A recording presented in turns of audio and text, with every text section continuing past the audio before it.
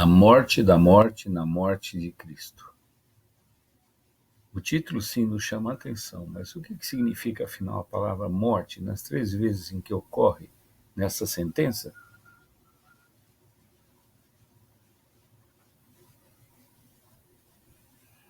Em primeiro lugar, todos os homens são pecadores e por isso sujeitos à morte física e espiritual. Aqui nos referimos à segunda menção da palavra morte. De acordo com a Bíblia, portanto, assim como por um só homem entrou o pecado no mundo e pelo pecado a morte, assim também o pecado passou a todos os homens, porque todos pecaram.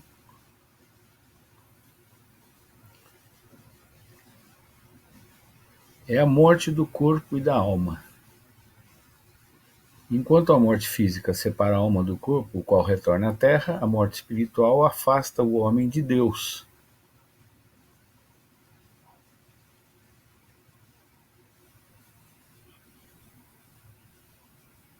E o pecado é o causador dessa separação. O profeta declara: mas as vossas iniquidades fazem separação entre vós e o vosso Deus, os vossos pecados encobrem o seu rosto de vós para que não vos ouça. Que tristeza! Tanto a morte física quanto a morte espiritual constituem a grande tragédia da humanidade.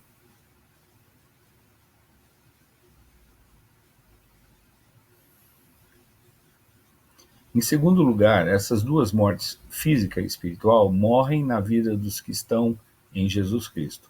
Quer dizer, a morte, que tanto nos aflige e nos tira a alegria, já tem a sua morte decretada em Cristo. Essa é a morte mencionada primeiramente no título. Em outras palavras, a morte morre. A morte morre? Estranho, não é? Bem, a morte eterna, que é a finalização da morte espiritual, já morreu antecipadamente para quem vive para Deus. Jesus diz: em verdade vos digo, quem ouve minha palavra e crê naquele que me enviou tem a vida eterna, não entra em juízo, mas passou da morte para a vida.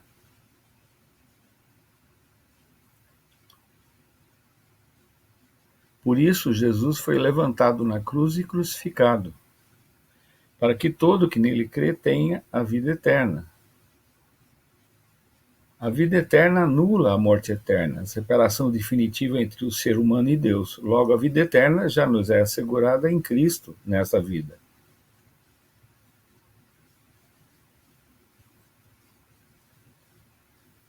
Quanto à morte física, sabemos que não escaparemos dela a menos que Cristo volte antes que ela ocorra. Felizmente, há uma certeza para nós. Ora, o último inimigo a ser destruído é a morte. Quando será? Na ressurreição dos mortos em Cristo, por ocasião da volta do Senhor Jesus. Calvário, a morte da morte na morte de Cristo. Aleluia. E ele vos deu vida, estando vós mortos nos vossos delitos e pecados.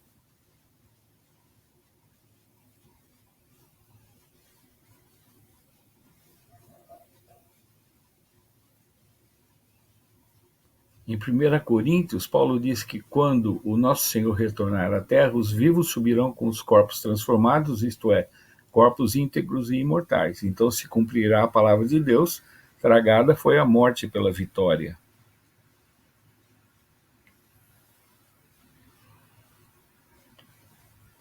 E em 1 Tessalonicenses, lemos que os que morreram em Cristo ressuscitarão e os que estiverem vivos serão arrebatados com eles para viver eternamente com o Senhor Jesus. E em Apocalipse está escrito: lhes enxugará dos olhos toda lágrima e a morte já não existirá, já não haverá luto, nem pranto, nem dor, porque as primeiras coisas já passaram. Esse é o fim da morte física. Em terceiro lugar, a morte da morte só é possível na morte de Jesus Cristo. Essa morte é a terceira referida do título. É a morte de Cristo que causa a morte das mortes física e espiritual. Complicado? Vejamos. 2 Timóteo, Paulo escreveu que Jesus Cristo não só destruiu a morte, como também trouxe a vida e a imortalidade. Lemos em Hebreus o seguinte: e visto como os filhos... tem participação de sangue, também ele participou das mesmas coisas para que pela morte aniquilasse o que tinha o império da morte, isto é, o diabo, livrasse a todos que com medo da morte estavam sujeitos à escravidão.